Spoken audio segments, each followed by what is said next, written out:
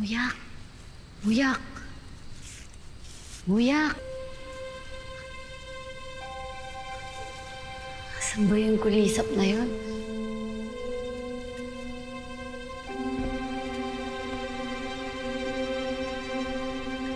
Lord, alam ko pong wala sa mga pangaral niyo ang mga diwata at mga engkantado. Pero mabait po si Muyak.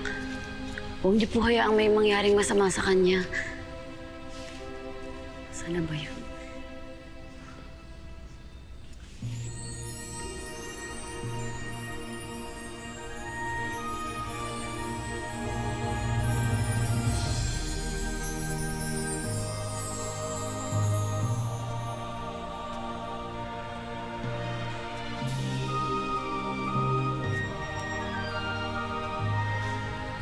Lira?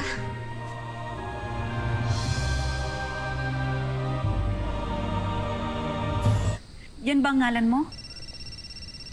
Ay, sandali lang po.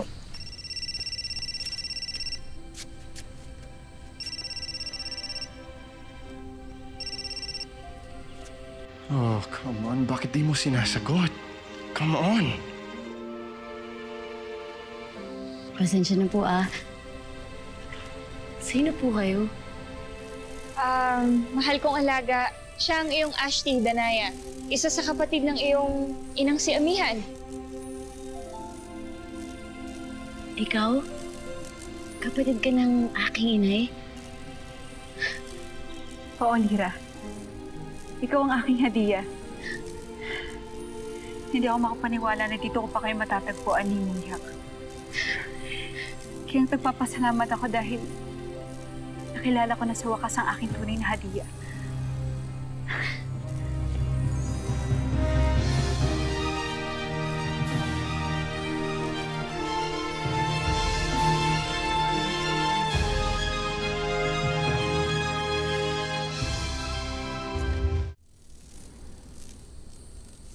Nakakatuwa. Ang bata-bata pa pala ng Ashti ko. Ilang taon na po kayo, Ashti? Kung ikukumpara sa edad ng mundo ng mga tao, humigit kumulang siguro ng 30 taon o higit pa. Huh? Wow, in fairness, Ashti, mukha kang bata. Yan ay sapagkat hindi naman talaga tumatanda ang mga gaya natin. Naikwento nga po sa akin ni Muyak.